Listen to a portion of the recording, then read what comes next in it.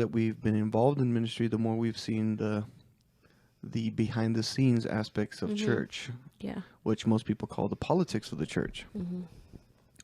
And so we've seen and experienced things for 8 years now. Again, it's not a long time, but I think it is a significant amount of time Mm-hmm. because there's been several things that have taken place that have discouraged us, that have hurt us, that have caused us to rethink our purpose in ministry, Mm-hmm. that has caused us to question, are we really doing what God has called us to do? Mm-hmm. I know there's been many years of frustration for you, not knowing what you're supposed to be called to do, and Mm-hmm. um, because I know it's easier when you don't have kids.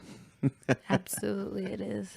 It's easier when you don't have kids, of course. And That so, doesn't mean we shouldn't do it. I don't think mhm, we've ever even thought about yeah, stepping back because of the excuse of having kids.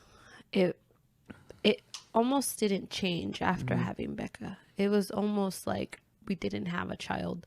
We were still able to do everything. But the more kids we had, the more difficult it was. But we just didn't want to say, you know what, we're going to take a break from this, because I feel like you get into this cycle where you say, well, when my child is 3 years old, or when my child is 4 years mhm, old, or mhm. when my child is 5, and it just continues on, and it just gets harder and harder for you to jump back into ministry and serve the Lord. Yeah, so that's a good point that we can start talking about. Mm-hmm.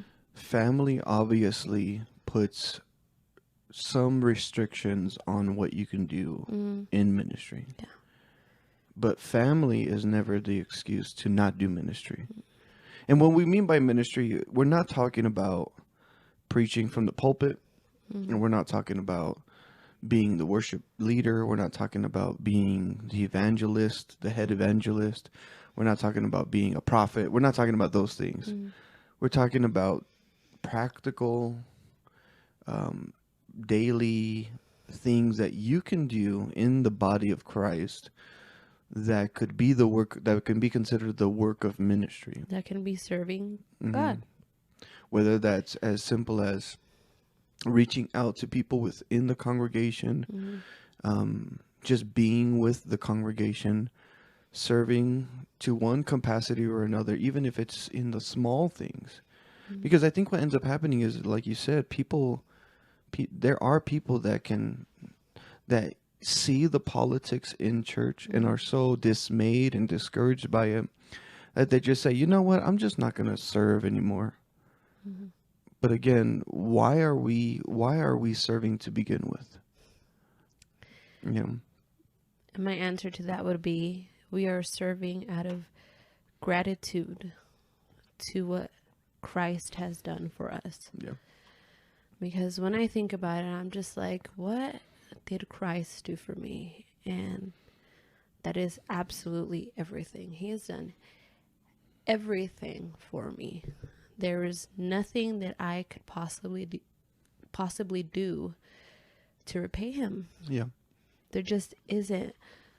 But because I love him so much and I am so grateful to him, I look for different ways to serve him wherever it is needed.